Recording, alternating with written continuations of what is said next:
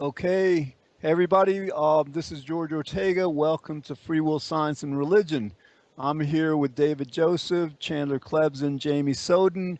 And today we're going to be talking about Buddhism as it relates to free will.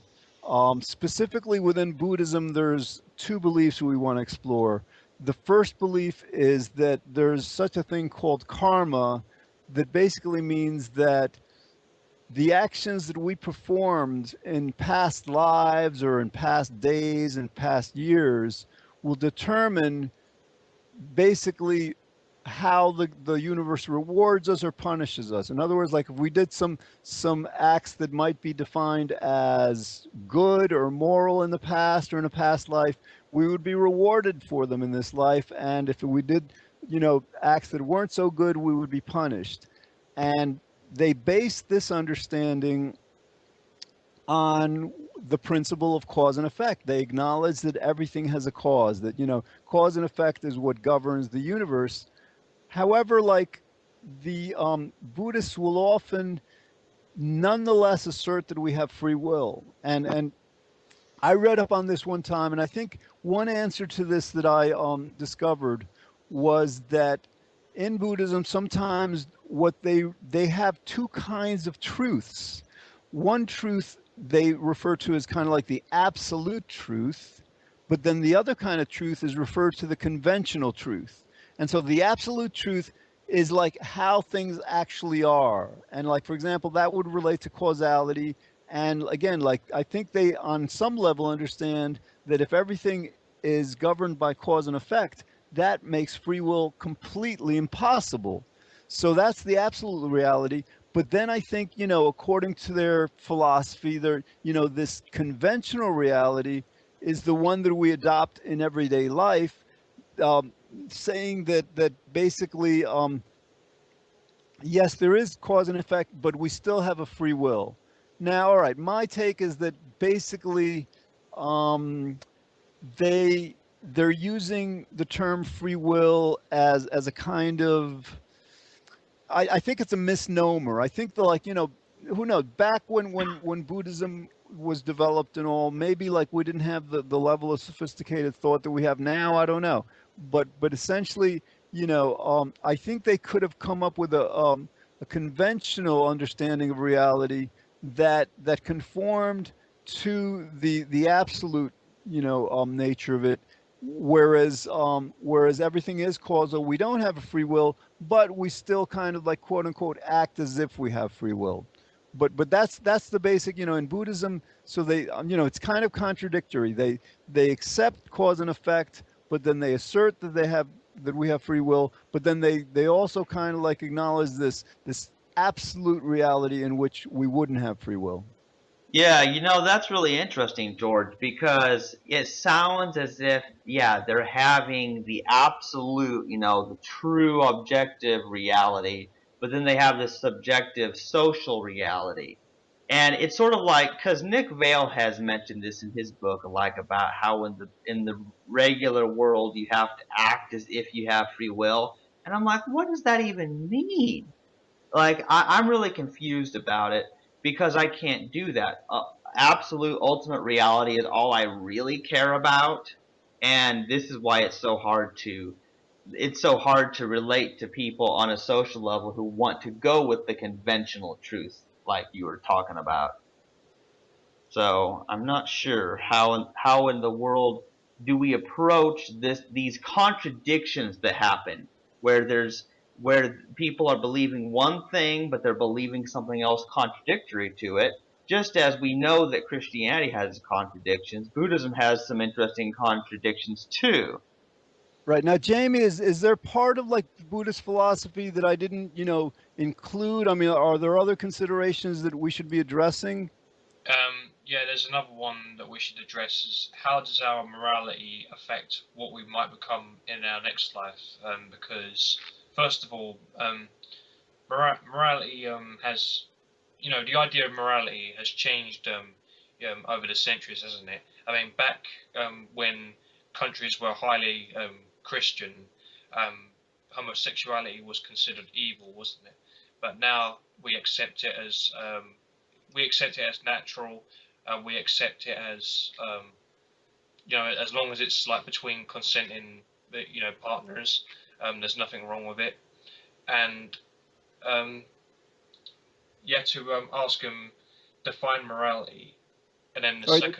the second problem is, how do you know what someone will become in their next life based on that? Okay, Jamie, that's excellent because like let's explore karma because karma is in a certain sense a justification that we deserve either, our rewards or our punishment because of our past lives or our past acts. Yeah, But so like what you're suggesting, I mean, this is like a bit of a different angle of whether something is actually right or wrong, but whether it is right or wrong, we have to remember. So like, let's say we did something right in our past life, and let's say the past life we just had, I don't know, and like so we're being rewarded for it in this life.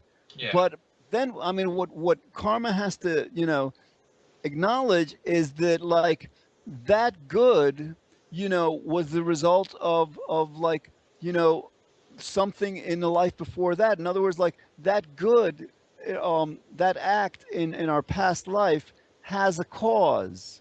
All in other so like so basic karma is a causal process. So like, and what we end up with is this infinite causal regress. We never get to a point where for example, we created ourselves. exactly. Yeah, Yeah. Yeah, and you know what else is interesting about this is, well, first of all, even if you believe, like, let's say that that if you're having a good life now, well, you want to know, well, what is it that I did in my past life that led to this good life now? Because I want to keep doing it, you know. And since we don't remember past lives, I find that kind of useless. But my question is about karma, like is karma like a conscious entity, or is it just like some kind of computer that like for every good deed you do you get points, and you get points subtracted for every bad deed you do, and that like certain amount of points determine what species you end up in your next life? Like how does that work? and the problem with people quote unquote remembering past lives, right? Because I don't believe that even if reincarnation is possible, right? Which who knows, it might be. I don't believe people can carry on their memories. I believe when you die, your memory, because your brain rots and stuff. I mean, your memories are going to go with it. I mean, your brain's destroyed basically. So that means if you do have another life, you start afresh. All your memories are based on what you've learned, their experiences, and there's like George has been saying, there's this problem with infinite regression. I mean, how many past lives did we have? Also with memory, I mean, we have to get maybe somewhat into the paranormal. And all right, here's the thing, like with the paranormal, like clairvoyance, telepathy, psychokinesis, um, established science doesn't acknowledge that these exist. But we have to consider that established science doesn't really acknowledge that free will doesn't exist. So in other words, I say that because like I've done research on this in the past, and Stanford University, Duke University, Princeton, each for decades had labs where they studied paranormal phenomenon. Um, and they actually came up with the results that actually it does seem to exist. Um, for example, somebody knowing something that's going to happen in the future. Okay, now again, like we have to acknowledge, they acknowledge that the research acknowledges that this stuff isn't very accurate. It's not something that a person can rely on, because if they could, then they'd corner the stock market, and like you can imagine the implications of that. But and the reason I mention this is because like in terms of let's say these let's say we had a past life and we have no memory of it, but the question becomes whether a memory of this is stored in what's referred to as like the akashic field. I think I may have said that right.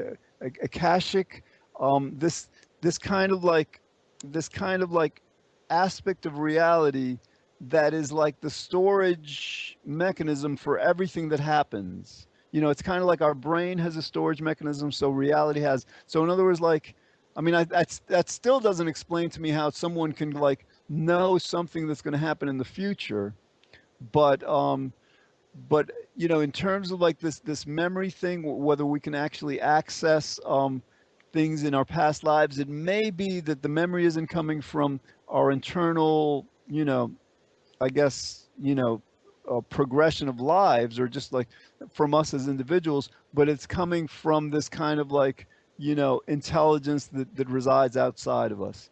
But again, it's getting into the paranormal, and I really have to, you know, like when I think about it, you know, to me it's very, very telling that science so far continues to refuse to acknowledge how absolutely impossible free will is.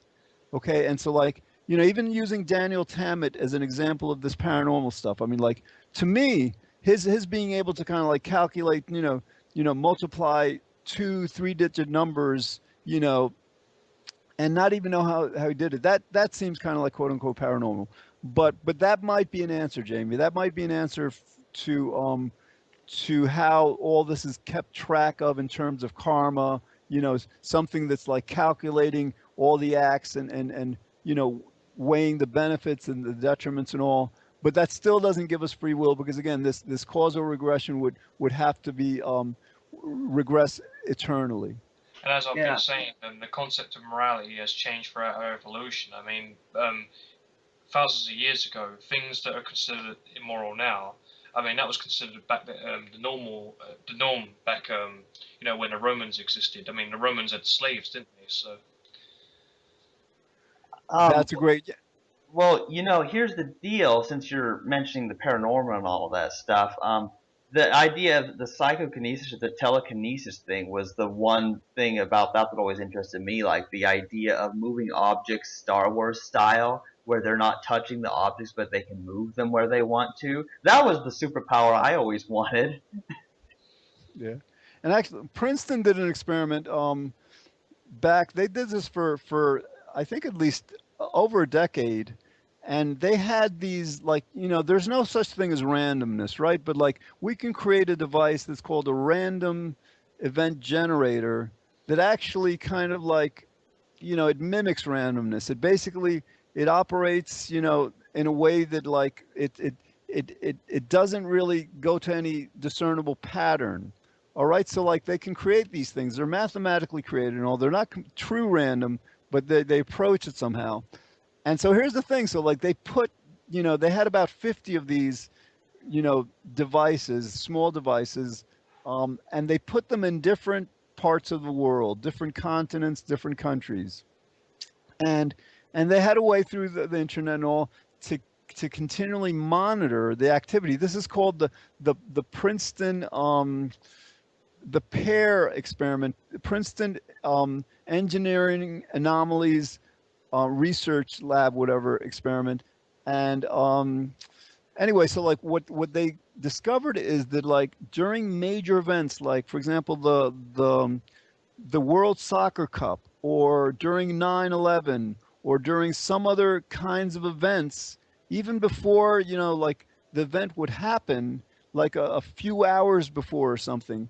Amazingly, these synchronized random event generators would would actually become a bit more organized, you know, reflect or manifest a bit more organization than the randomness that they were displaying before that. So yeah, there, you know, it seems to be that there is some kind of evidence for like a, you know, Freud or Jung, I think, more specifically, he talked about a collective unconscious, you know, and so like there might be some kind of collective consciousness that like, you know, that just like that we human beings, just like for example like our brain is comprised of billions of neurons that, you know, come together and like, you know, form this consciousness that we recognize as a self. It may be that we as human beings all over the planet may be acting as neurons for this kind of like a human consciousness. I mean, but I think the point I'm trying to make is that like, you know, just as science has refused to accept that free will is absolutely, completely impossible, it tends to want to refute things, happening that seem to have been demonstrated in laboratories, but we have no explanation for how they happen. So I think on the basis of that, they seem to be rejected, in that. But so yeah, I don't know. The reason I think this relates to the whole idea of free will is that oh God, it's the basic question: if things aren't up to us, whether it's within Buddhist philosophy or Western philosophy, if things aren't up to us, how do we describe? How do we explain how things? What is actually controlling things? Well, what's interesting is that if you try to ascribe what's happening to anything that's being the agent controlling anything, well, then that thing you would have to ascribe Hmm. free will to it. So I don't really think you'll ever find something like that, some kind of ultimately responsible thing.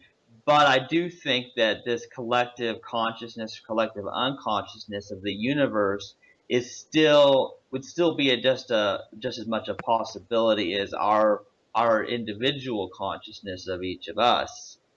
But what's interesting, George, is like since so many in the scientific community, the so-called scientific community, believe in free will and try to defend free will with these stupid definitions in quantum physics, well, it just shows you how wrong science might be when it comes to other subjects. They can be wrong, and that's the thing is that I'm willing to question anything religion, politics, or science. I don't accept anything as just being set in stone. Well, they say this is impossible, therefore it's impossible. So I do think we need to be more open to these ideas, and so this is really interesting.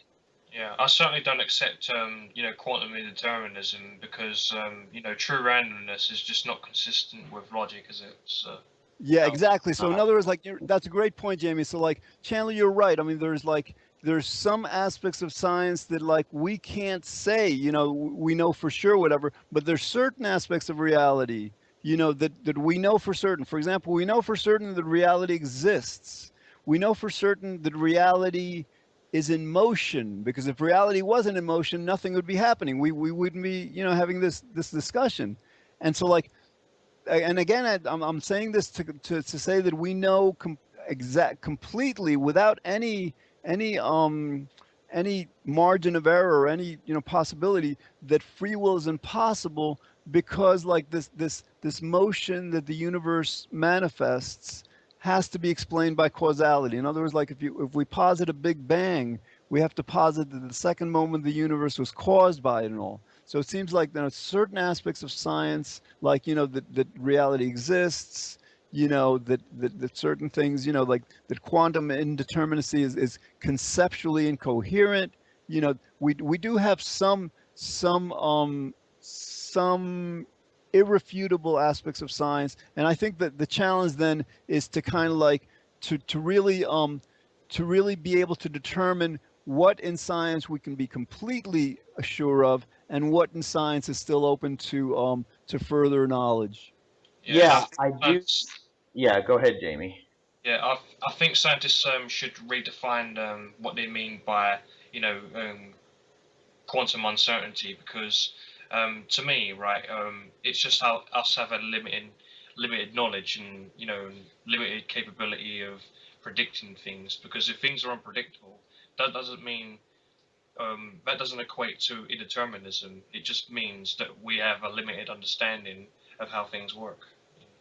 Yeah, and even that term unpredictable is a misnomer, a misstatement, because like in quantum mechanics, they make predictions all the time. They simply don't use classical mechanics to make the predictions. They make the predictions based on probabilities, but they make incredibly accurate predictions. Exactly, yeah. And since there's probability, that just shows that there's causality involved. I mean, randomness, like I said before, is smoke and mirrors. Yeah, All right, so but yeah, let's I pull this back to the. Go ahead, Chandler. yeah. Well, what I was about to say is, well, yeah, there's this idea that certain things are so demonstrably true and irrefutable like causality and that we exist and the universe is a motion. So yeah, we can trust those. I'm just saying that certain concepts which people dismiss offhand, could potentially be questioned as to whether they're true or not. Absolutely, absolutely. And that's it. That's what we're doing with this whole free will thing. Free will is something that they obviously haven't gotten right, and hopefully, sometime within the next 5, 10 years, we'll get to that. So let's pull this back to again, like Buddhism, and Jamie, you're right. This thing with morality. In other words, like slavery at some point in the past was condoned. I mean, my God, it's in the Bible and stuff. I mean, like so like and homosexuality, different things that we used to, think were wrong, we now believe is right. We used to think were right, we now believe is wrong. And so, like, given that basically our morality is something that's handed down to us from our parents, from our civilization, can we truly hold anyone like karmically responsible for anything? Yeah. I mean, when you get down to it, you realize that the Romans, they're not fundamentally responsible for any of the misdeeds they've done. I mean, back in their days, they got away with murder, torture, and all sorts. But you know, they're not to blame because they didn't know better. So Okay, Exactly. are there other aspects of Buddhism that relate to this that we haven't explored? Or Well, I know you've mentioned before, like that there's the concept that the self is an illusion, which I think kind of conflicts with these other Buddhist beliefs. Chandler, excellent, absolutely. So I mean, like, and that's if there is no, in order to have a free will, I think we have to conclude that we have to have a self to attribute the free will to. And so Yeah, you're right. If Buddhism is acknowledging that there is no, I think what they more specifically say is there's no personal permanent self. In other words, the self, like who we are at this very moment, is different from who we were last minute, and this moment now, that's like a moment or two after the previous moment, is different from who we were. So like our self is constantly changing. That's one part of like our no personal self. The other part is that like we might think that we're these individuals that we each have an individual self, whereas like for example, like the three of you are kind of like affecting who I am. I'm affecting who you are. We're all affecting who we all are. So it's basically like we can't claim any kind of autonomy from not only other people but from the rest of the universe. exactly. That's more what I mean about the self being an illusion. Is because, yeah, I'll say like the self is really an illusion. And what I mean is because there's nothing that's me that's not something else. Because I'm just part of the universe like anybody else. And so what happens is that they have to have this idea that there is an individual self that's independent of the rest of causality, the rest of the universe. And that's what you would have to have for free will, and which is impossible. So basically anybody who acknowledges that free will is an illusion can't possibly believe that you have an independently acting self. So. Excellent. David, what's been your understanding on like this idea of like the Buddhist non-self? Are you familiar with that? Do you Um, Not really, to be honest. It started out. It kind of made sense when you were first talking about karma and what we do kind of translates to how we experience the world in the future. That kind of makes sense to me. Like if I treat people like an arsehole, then that's going to have a negative impact, and I may pay for that later on down the line by someone being an arsehole to me. But then you bring into question the idea that people deserve to be treated a certain way due to a past life experience. That kind of gets a bit messy for me. So I yes, mean, that's what I was it's like talking about because it's karma business, right? The karma's based on deserving and undeserving. It's like saying someone is inherently evil for, doing certain things that are negative towards others. right, yeah, it's like saying that the 2-year-old that was abused by their family member must have done something bad in the past life. That becomes problematic. Yeah.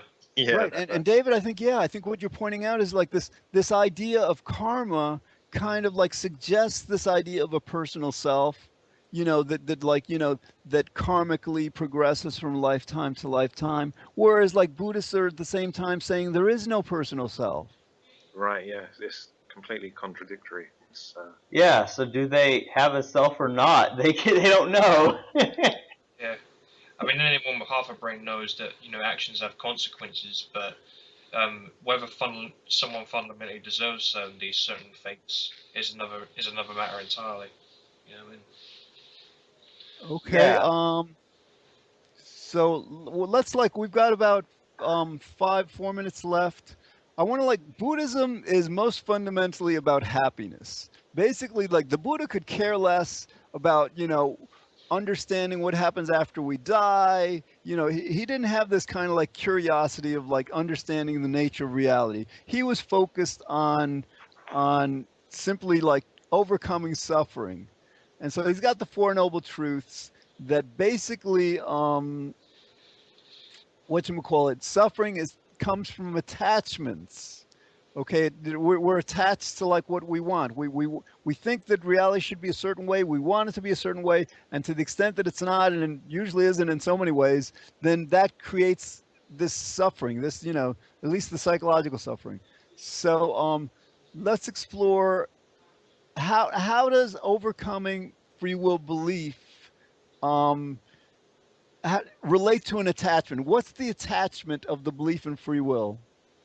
Well, when somebody believes in free will, they become very attached to their achievements. Like, look at these trophies I have for winning this soccer competition. Look at these books I've published, and look at my sports car. Like, I did it. So what they have is they have this bizarre attachment to the things, the material things they have, as well as an attachment of their ego, their identity, their self.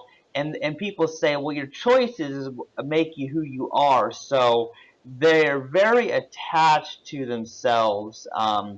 And so it's sort of bizarre because they are attached to an illusion, something that doesn't really exist. They're like, I'm great because I did this thing. I mean, it's so stupid because it's sort of like, a firefighter who rescues people from a burning building, and he's like, "Yeah, look at me, I'm great, I'm a hero, I should be worshipped." Um, and I'm like, well, why not worship the fire? That's why not worship the fire that was burning the building that allowed him to be the hero? You just start. So what happens is the self dissipates, your selfishness, your ego, all your attachments to trying to be a certain person dissipate, and then all that's left is if you're how do you feel, are you happy, what, and then start getting into thinking about the meaning of life and happiness. And I think we're in a similar situation. We want to reduce suffering in this world. It's because we are attached to this world, and we're not able to disattach ourselves from this world except through death, of course. Then we're kind of disattached to this world, but while we're here we want to make a difference. Yeah. Some Exactly. aspects of Buddhism I relate to, like consciousness. I mean, that's a given. We know that we're aware of our existence, and the second is, um, they could be right. I mean, reincarnation could actually be the one true afterlife. We just don't know because we have no evidence. But then again, I mean, who's to say we didn't have a life before? I mean, if we were born once, what's to stop it from happening again, George? Absolutely. All right, guys, we're about 40 minutes, 40 seconds left. This has been great. So basically, we're exploring, like how Buddhism is in certain senses just as contradictory, in terms of like believing in free will as the Western religions. And so like and again like in terms of like happiness, the goal of Buddhism, if we want to like lessen our attachments that cause suffering. Overcoming free will is a very powerful way to do that. Okay, guys, thanks. This has been a great podcast. We'll see you again next time on Free Will, Science, and Religion.